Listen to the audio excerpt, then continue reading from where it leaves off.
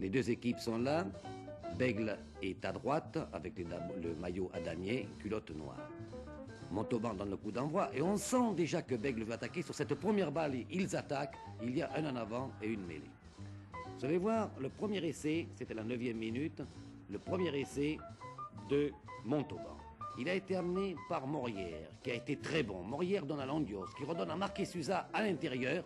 Marquet Suza perce, donne à Bourgade, et Bourgade va marquer un essai imparable. Bègle va s'épuiser derrière cet essai. Pendant 1 heure, il courra derrière, toujours 3-0. Et Marquet Suza, qui a été à l'origine de cet essai, sera 3 fois champion de France. Il a déjà été avec le Racing et Lourdes, et il le sera avec Montauban. Bègle, je le dis, va attaquer sous tous les angles. C'est une belle équipe, Bègle, bonne. Mais là, voyez-vous, il souffre de ces 3 points.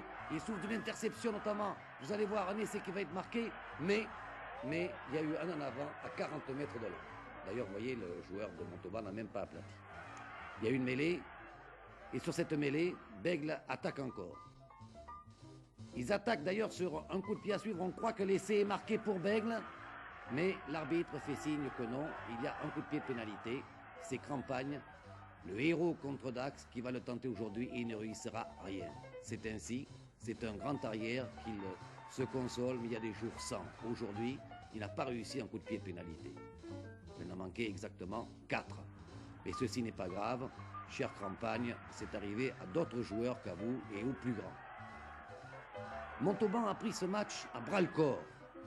Et malgré, nous sommes en deuxième mi-temps, vous voyez, Bègle joue à gauche, malgré les coups de boutoir de Bègle qui sans arrêt attaque et voudrait évidemment égaliser, Montauban contre-attaque à son tour. Et c'est ce qui fait la grandeur et la beauté de cette finale, c'est que personne n'a baissé les bras. Là, à la tribune présidentielle, M. Batigne entre M. Frey et M. Chaban-Delmas, personne n'a baissé les bras jusqu'à la dernière minute. Là, vous voyez encore une attaque de Montauban qui arrive jusqu'à Londios. Londios perce et aplatit. Là, il n'y a rien à faire, c'est la 32e minute. Londios marque un essai 6-0. Il va en marquer un autre 2 minutes plus tard, qui sera transformé par Bourgade. Le voilà encore. Londios, il perce au même endroit, il marque au même endroit. Et sous un angle impossible, Bourgade réussit la transformation, lui qui a marqué l'essai tout à l'heure, 11-0. Les Béglés ne se découragent pas, ils attaquent, il reste 2 minutes à jouer. Ils vont marquer un essai, vous allez le voir. Notre caméraman a failli être jeté à bas d'ailleurs du praticable parce que vous allez voir l'enthousiasme des Béglés est resté intact. Ils font bouger le caméraman. Vous voyez, la caméra quand même a réussi à saisir cet essai de Swiarczynski qui sauve l'honneur, 11-3. Et c'est le brave Loulou Blanc qui brandit le bouclier de Brennus avec Malavel qui est derrière qui a été très bon. Morière Edan, grand joueur à Montauban, dans l'ombre pour le moment. Le bouclier de Brennus, ombre.